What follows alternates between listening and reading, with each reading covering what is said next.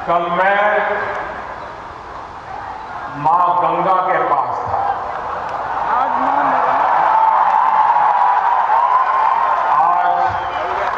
मां गंगा के पास।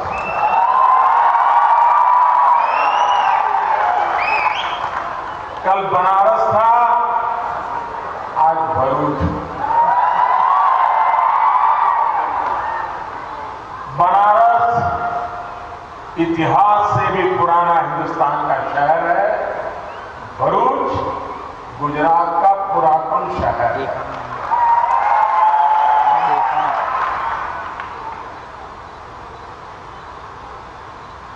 भाइयों बहनों,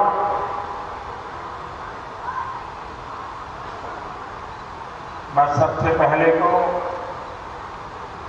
श्रीमान नितिन गडकरी जी को, उनकी पूरी टीम को, गुजरात सरकार को हृदय से बहुत बहुत अभिनंदन करता हूं।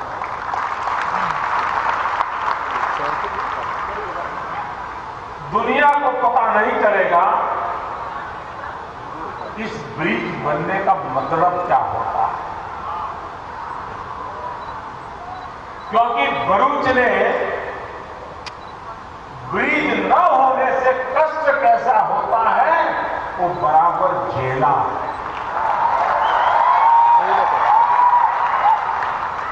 जब इतनी तकलीफें झेली हो, घंटों घंटों तक एम्बुलेंस को भी रुके रहना पड़ा हो, तब ये सुविधा प्राप्त हो, वो कितना बड़ा मायना रखती है, ये गुजरात के लोग भली भांति जानते हैं। और भाइयों बहनों, ये ब्रिज का बनना ये सिर्फ भरूच अंकलेश्वर की समस्या का मुद्दा नहीं है। ये हिंदुस्तान के पश्चिमी भारत की हर किसी को तकलीफ देने वाली अवस्था थी। हम जितने समय मुख्यमंत्री रहे इस बात के लिए लड़ते रहे,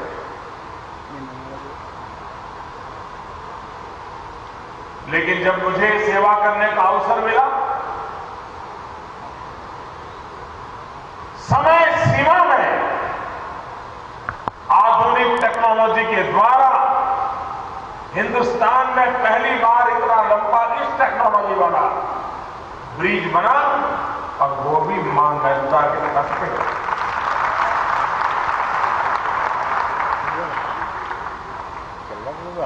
नितिन जी ने जिस धगस के साथ इस काम को हाथ में लिया, रेगुलर फॉलो किया, उनके डिपार्टमेंट की पूरी टीम परिणाम लाने के लिए प्रयास करते हैं, और उसी का नतीजा है कि आज हम इस ब्रिज का उद्घाटन कर पा रहे हैं। अभी मैं उत्तर प्रदेश में था, चुनाव सभाओं में अलग अलग इलाके में जाता था, तो लोग मुझे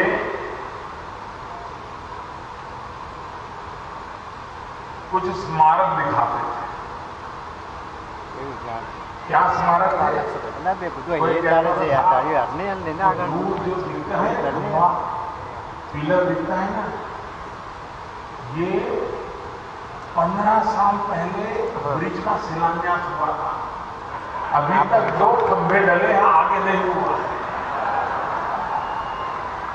काशी में भी 13 साल पुराना एक स्ट्रक्चर लटका पड़ा हुआ है। मैंने कहा अच्छा होता भारत सरकार को दे देते, मैं आकर के इसको पूरा कर सकता। एक तरफ देश में कोई भी काम 10 साल, 12 साल, 15 साल और ये सामान्य लगता है, उसके सामने निर्धारित समय में कार्य पूरा करने का कल्चर जो गुजरात में हम लोगों ने लागू किया था, आज पूरे हिंदुस्तान में लागू करने की दिशा में हम काम कर रहे हैं। भाइयों बहनों, आज मुझे दहेज जाने का सौभाग्य मिला।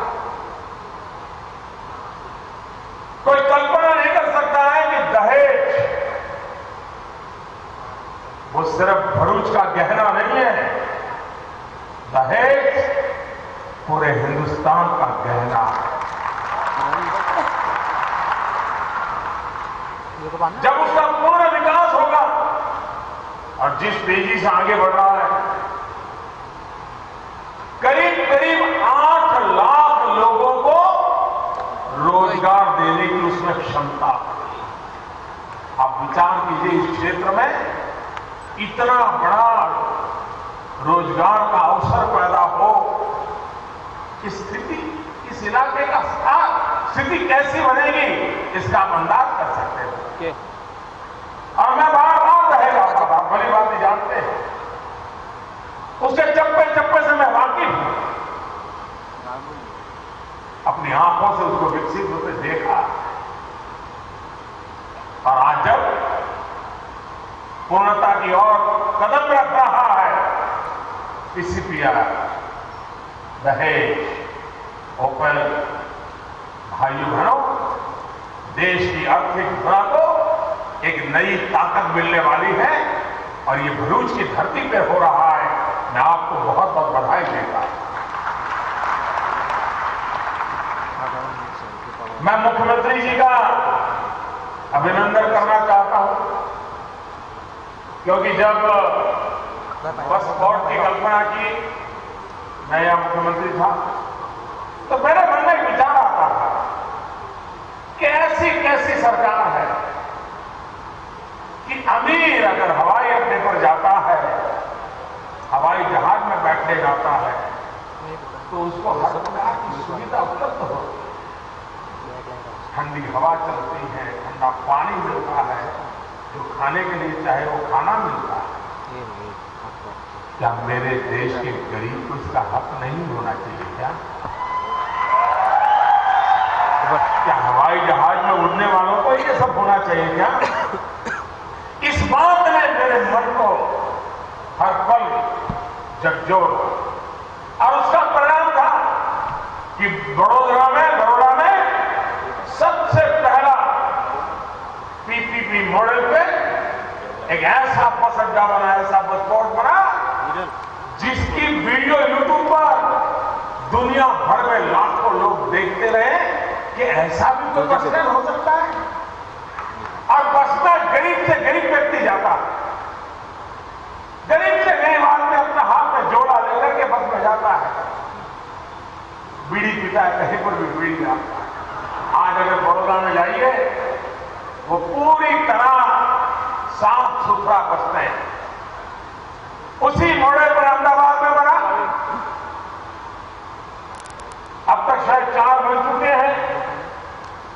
और मुझे खुशी है कि राज्य सरकार ने उसी योजना को आगे बढ़ाते हुए वैसा ही शानदार बस पोर्ट भरूच में बनाने का फैसला किया।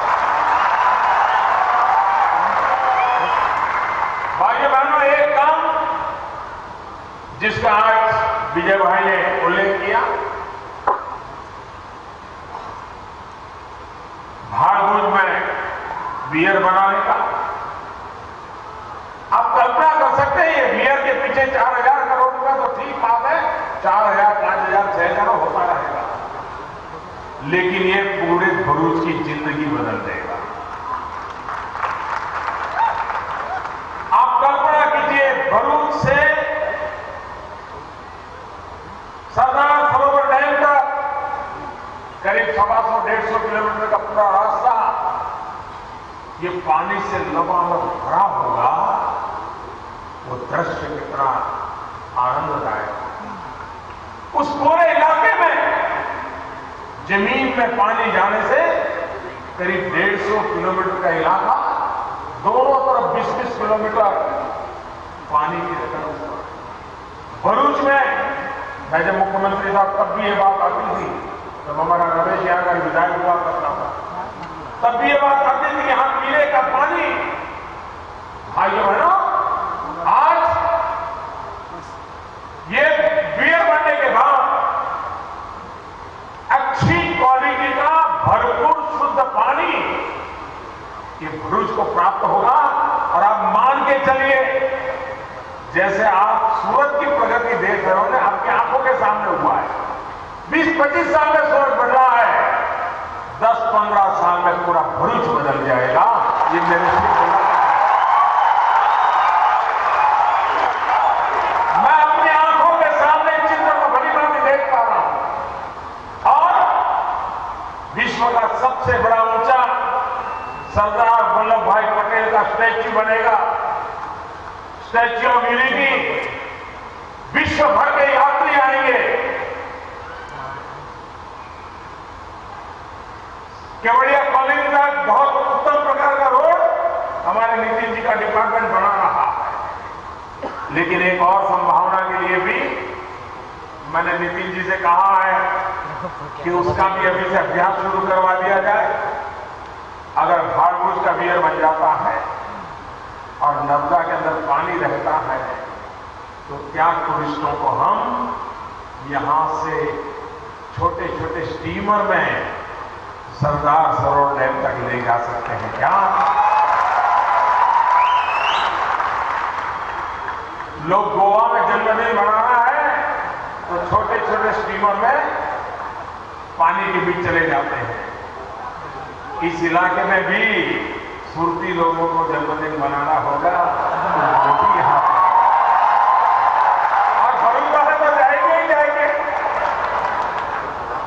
भाइयों बहनों, एक ही व्यवस्था से कितना बदलाव लाया जा सकता है। अगर विजन साफ हो, नियत ठीक हो, नीतियां परफेक्ट हो, तो सफलता के आड़े कुछ नहीं आता भाई, है ना?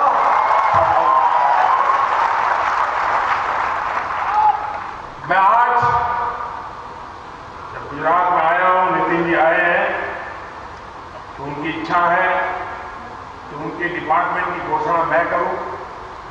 भले मैं करता हूं, लेकिन क्रेडिट नितिन जी को जाती है।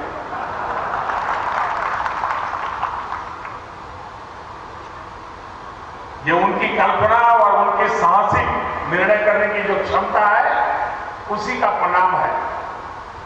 उनके डिपार्टमेंट ने निर्णय किया और मुझे खुशी होना बहुत स्वाभाविक है। उन्होंने गुजरात में 8 हाईवेज को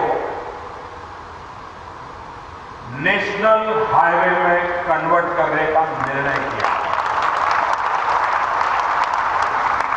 ये करने में करीब करीब 12,000 करोड़ रुपया इन्वेस्टमेंट होगा। 12,000 करोड़ अकेले नितिन जी के डिपार्टमेंट से ये 8 रास्तों पर 12,000 करोड़ रुपया लगेगा।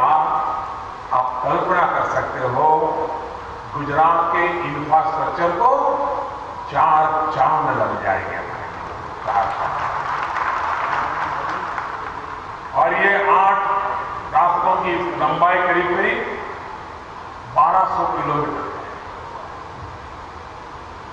जिसमें ऊना, धारी, बगसरा, अमरेली, बाबरा, जसदन, चोटिला, ये पूरा जो स्टेट हाईवे है अब नेशनल हाईवे बनेगा।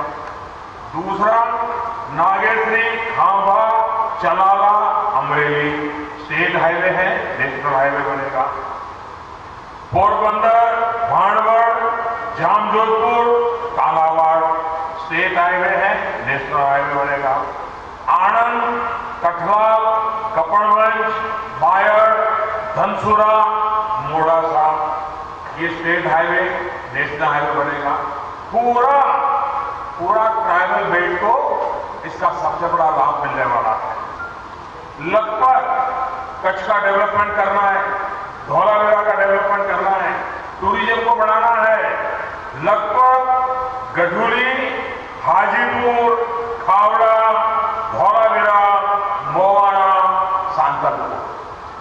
आप हिंदुस्तान की सीमा की सुरक्षा कहो, कच्छ के टूरिज्म का विकास कहो, धौलावीरा जो मानव संस्कृति का पुरातन ऑर्गेनाइज सिटी 5,000 साल पुराना एक कोने में है, सेंटर पॉइंट बनेगा, दुनिया के टूरिस्टों को आकर्षित करेगा, जिसका गुजरात को लाभ मिलेगा। खंभालिया, अडवाणा, पोरबंदर, चित्तौड़ा, रापर, धौलावीरा, खंभालिया, बाणगढ़, राणावाला। आप विचार कीजिए कि ये इंफ्रास्ट्रक्चर से इतनी बड़ी लागत से लोगों को तो रोजगार मिलेगा, काम मिलेगा, तो होना ही है। लेकिन सबसे बड़ी बात, अकस्मात के कारण खास करके हमारे नौजवान खो देते हैं। नौजवान बड़े उत्साह से गाड़ी तेज चलाता है, मोटरसाइकिल तेज चलाता है, अकस्मात होता है, लाखों लोग अकस्मात बेमौत मर जाते हैं। इस रचना के कारण अकस्मात में काफी मात्रा में कंट्रोल किया जाता है, क्योंकि रोड की रचना ऐसी। एक प्रकार से ये मानवता का भी काम है। आप लोगों को भी याद हो, अहमदाबाद, राजकोट, बगोदरा, कोई दिन ऐसा नहीं जाता था कि बगोदरा के पास अकस्मात न हुए हो और रात में 2-4 लोग मरे न। डेली जब केशुभाई पटेल मुख्यमंत्री बने, उन्होंने इस दृश्य को रोज देखा था। वो राजकोट से आते जाते थे। हमारी पार्टी के भी कई वरिष्ठ नेता अहमदाबाद राजकोट हाईवे पर एक्सीडेंट में मारे गए। और मैं अहमदाबाद में, तब तो मैं राजनीति में नहीं था, उस समय मुझे रात को फोन आता था कि इतना बड़ा अकस्मात आया हुआ है, डॉक्टर के पास पहुंचाने में कोई मदद कर दीजिए। जब केशुभाई मुख्यमंत्री बने तो उन्होंने बड़ा महत्वपूर्ण काम किया। अहमदाबाद राजकोट के रोड को 4 लाइन कर दिया। अकस्मातों में बहुत बड़ी कमी आ गई, बहुत बड़ी कमी आ गई। ये नेशनल हाईवे का नेटवर्क, ये इस प्रकार से बहुत बड़ा सुरक्षा की दृष्टि से, मानवता की दृष्टि से एक व्यवस्था खड़ी हो गई। अब रोड का मॉडल भी हमने बदल दिया। रास्ते पर व्यवस्थाएं भी विकसित हो, रास्तों के नजदीक में हेलीपैड भी हो, रास्तों के नजदीक में खान-पान, शौचालय, ये सारी व्यवस्थाएं उपलब्ध हो, ताकि ट्रैफिक लोग जाते आते हैं उनको ये व्यवस्था मिले, वॉशरूम मिल जाए। ये सारी व्यवस्थाओं के युक्त नेशनल हाईवे बनाने की दिशा में और आधुनिक रास्ते, नितिन जी अपने नई कल्पनाओं के साथ इस काम को लगे हैं। एक सागरमाला प्रोजेक्ट, देखिए दिल्ली में एक ऐसी सरकार बैठी है जो टुकड़ों में नहीं सोचती। हम समस्याओं का समाधान करने की दिशा में सोचते हैं। हमने एक सागरमाला योजना बनाई। इस सागरमाला योजना के तहत भारत का पूरा नक्शा आप जहां ड्रॉ करते हो, उस पूरा का पूरा इंफ्रास्ट्रक्चर से बंध जाना चाहिए। रोड से कहीं पर भी डिस्कनेक्ट नहीं होना चाहिए। एक छोर से निकले तो उसी रोड से पूरे हिंदुस्तान का भ्रमण करके आप वापस आ सकते हैं। ऐसी एक सागरमाला प्रोजेक्ट, भारतमाला प्रोजेक्ट, इसकी हम रचना कर रहे हैं। इस भारतमाला से रोड का नेटवर्क होगा, सागरमाला से जो समुद्री तट है उसके इंफ्रास्ट्रक्चर का काम होगा। भारतमाला और सागरमाला पोर्ट लेड डेवलपमेंट को एक नई ताकत देगी। और उसके कारण अकेले पोर्ट सेक्टर, सागरमाला के तहत 8 लाख करोड़ रुपए से ज्यादा नया पूंजी निवेश आने वाले कुछ ही वर्षों में करने की दिशा में हम आगे बढ़ रहे हैं। और उसका परिणाम गुजरात को विशेष लाभ मिलेगा। यहां के बंदरों का विकास होगा, यहां के बंदरों से जुड़ी हुई रेल हो, रोड हो, कनेक्टिविटी हो, उसका लाभ मिलेगा। एक प्रधानमंत्री कृषि सिंचाई योजना हमने लागू की। आप हैरान होंगे हमारे देश में सरकारें कैसे चली हैं। डैम तो बना दिया, लेकिन डैम से पानी कहां ले जाना कैसे ले जाना उसकी योजना ही नहीं बनाई। 20-20 साल पहले डैम बने हैं, पानी भरा पड़ा है, कैनाल नहीं है। मैंने ऐसा सारा खोज करके निकाला और करीब 90,000 करोड़ रुपया से प्रधानमंत्री कृषि सिंचाई योजना के तहत डैम टू ड्रीप, यानी ड्रीप इरिगेशन करने तक खेत में डैम से लेकर के ड्रीप इरिगेशन तक पूरा चेन खड़ा करना, 90,000 करोड़ रुपया लगा करके किसान को पानी पहुंचाने का पूरे देश में से बंद पड़े प्रोजेक्ट थे, उस पर काम में लगाया। देश आधुनिक होना चाहिए। हम पुराणपंथी जीवन नहीं जी सकते। 20वीं सदी में रह करके हम 21वीं सदी की दुनिया का मुकाबला नहीं कर सकते। अगर 21वीं सदी के विश्व का मुकाबला करना है तो हमें भी अपने आप को 21वीं सदी में ले जाना होगा। और ये मान के चलिए भाई बहनों, अब हिंदुस्तान दुनिया के साथ बराबरी करने के मैदान में आ गया। अब हम अपने घर में ये वो तुम में समय बर्बाद करने वालों को नहीं है। हम दुनिया के फलक पर भारत को अपनी जगह दिलाने में लगे हुए हैं और इसके कारण हमें भी हिंदुस्तान 21वीं सदी की आवश्यकताओं के अनुकूल बनाना और उसमें हमें जैसे हाईवे चाहिए वैसे आईवेज भी चाहिए। आईवेज का मेरा मतलब है इंफॉर्मेशन वेज। पूरे देश में ऑप्टिकल फाइबर नेटवर्क, अभी जैसे ब्रिज बनाने में कुछ लोग उसकी क्रेडिट लेने के लिए घूमते फिरते रहते हैं, फायदा उठा, कुछ भी बोल तो फायदा उठा, करना धरना कुछ नहीं। भाइयों बहनों, हमारे देश में पुरानी सरकार में ऑप्टिकल फाइबर नेटवर्क ये योजना बनी थी। वो योजना ऐसी बनी थी कि जब मैं प्रधानमंत्री बना तब तक उन्हें 1.25 लाख गांव में ये काम पूरा करने का उनके फाइलों में लिखा हुआ है। 2014 मार्च तक 1.25 लाख गांवों में ऑप्टिकल फाइबर लगाना ये पुरानी सरकार का निर्णय था, योजना बनाई थी। और जब मैं प्रधानमंत्री बना तो मैंने पूछताछ की। मैंने कहा भाई 1.25 लाख गांव में से कितना हुआ? आप सोचोगे कितना हुआ होगा भाई? 1.25 लाख गांव में कितना हुआ होगा?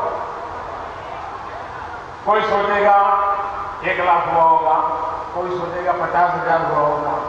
जब मैंने हिसाब लिया तो सिर्फ 59 गांव, 50 और 9, 60 भी नहीं, इतने गांवों में ऑप्टिकल फाइबर लगा। अब ये काम करने का तरीका था, हमने काम हाथ में लिया। इस देश में 2.5 लाख पंचायतें हैं, 2.5 लाख पंचायतों में ऑप्टिकल फाइबर नेटवर्क डालना है। अब तक 68,000 गांवों में काम हो चुका है।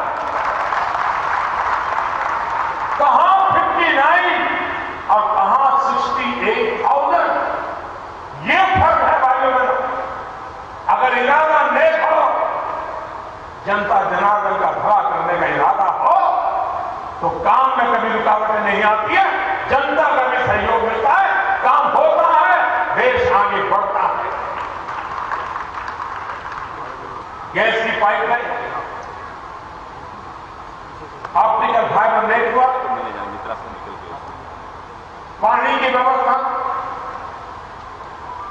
अभी हमने सपना देखा है 2022 जब हिंदुस्तान आजादी के 75 साल मनाएगा, 2022 तक हिंदुस्तान के गरीब से गरीब को भी उसका खुद का अपना घर रहने के लिए मिलना चाहिए और इस पर हम काम करें। दुनिया के छोटे छोटे देश कहे ना, एक प्रकार के इतने मकान बनाने पड़ेंगे कि भारत में ऐसे कोई नए छोटा देश बनाना पड़े, इतने मकान बनाने। लेकिन भाइयों बहनों, इस सपने को भी हम पूरा करेंगे, हम लगे हैं। आप कल्पना करोगे कैसा है देश? कोई भी देश उस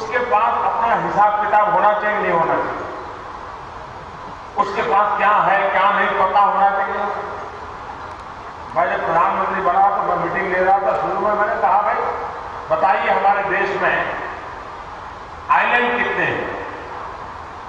जैसे हमारे यहाँ अलिया बेट है या हमारा बेट द्वारका है, ऐसे आइलैंड कितने हैं? ये मैं पूछता था।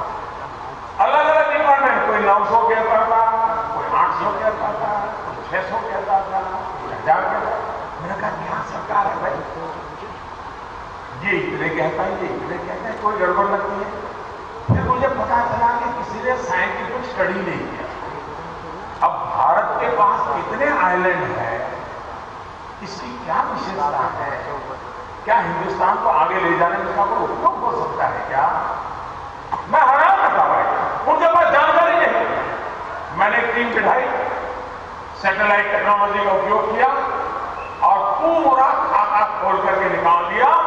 भारत के पास 1300 से ज्यादा आइलैंड है, 1300 से ज्यादा, और उसमें कुछ आइलैंड तो सिंगापुर से भी बड़े हैं। यानी हम हमारे आइलैंड का कितना विकास कर सकते हैं, कितनी विविधताओं से भर सकते हैं, टूरिज्म के डेवलपमेंट के लिए क्या कुछ नहीं कर सकते हैं। भारत सरकार ने इस अलग व्यवस्था की है और आने वाले दिनों में हिंदुस्तान के समुद्री तट पर जितने टापू है, अभी उसमें से 200 छान करके निकाले हैं। पहले तौर पे उन 200 के विकास का एक मॉडल तैयार हुआ। भाइयों बहनों, अगर ऐसी चीजें बनती तो सिंगापुर चक्कर काटने की क्या जरूरत पड़ेगी? सब कुछ मेरे देश में हो सकता है भाई। हमारा देश सामर्थ्यवान है, शक्तिवान है, हम विकास की नई ऊंचाइयों को पार कर। और इसलिए भाइयों बहनों, रेलवे, जैसे नितिन जी बता रहे थे कि पहले हमारे देश में एक दिन में सारे हिंदुस्तान के हर कोने का हिसाब लगाते थे तो एवरेज एक दिन में 2 किलोमीटर रास्ते बनते थे। हमारी सरकार बनने से पहले एक दिन में 2 किलोमीटर। नितिन जी ने आकर के ऐसा धक्का लगाया और जैसा अभी वो बता रहे थे, एक दिन में 22 किलोमीटर काम होता है, 11 गुना का। भाइयों बहनों, रेलवे पहले हमारे देश में रेलवे का गेट कन्वर्जन कहो या नई पटरी बिछाने का काम कहो, एक साल में 1500 किलोमीटर का काम होता। अब इतना बड़ा देश, रेल की मांग उससे आगे नहीं बढ़ रहा। हमने आकर के बिड़ा उठाया, आगे बढ़ना है। और मुझे खुशी है कि आज एक साल में हम पहले की तुलना में डबल काम करते हैं। रेलवे की पटरी का डबल, 3000 किलोमीटर काम अगर करने का इरादा हो, जैसे बसपोर्ट का काम देखा आपने, इसी से लेकर के मैंने रेलवे वालों से मीटिंग की। मैंने कहा भाई ये रेलवे स्टेशन हमारे बड़े बड़े हैं, 19वीं शताब्दी के हैं, जरा उसमें बदलाव आ सकता है कि ना? अभी रेलवे के डेवलपमेंट का बड़ा बीड़ा उठाया है। हिंदुस्तान के 500 रेलवे स्टेशन बनाने, अभी शुरू में सूरत, गांधीनगर, गुजरात में 2 प्रोजेक्ट अभी तय हुए हैं। आने वाले दिनों में सभी रेलवे स्टेशन मल्टी स्टोरी होगा। रेलवे स्टेशन पर थिएटर भी हो सकता है, रेलवे स्टेशन पर मॉल भी हो सकता है, रेलवे स्टेशन पर रिक्रिएशन सेंटर हो सकते हैं, खान पान का बाजार हो सकता है। पटरी पर गाड़ी चलती रहेगी, बाकी जगह का तो उपयोग होना चाहिए। भाइयों बहनों, विकास के लिए विजन होना चाहिए, सपने भी चाहिए, संकल्प भी चाहिए, सामर्थ्य भी चाहिए, तो सिद्धि अपने आप हो जाती है। और उस काम को लेकर के हम चले थे। मेरे भरूच के प्यारे भाइयों बहनों, आज मां गंगा के तट पर इतना बड़ा काम हुआ है। मेरे साथ पूरी ताकत से बोलिए, मैं कहूंगा नर्मदे, आप लोग दोनों मुट्ठी ऊपर करके बोलेंगे सर्वदे, नर्मदे, नर्मदे।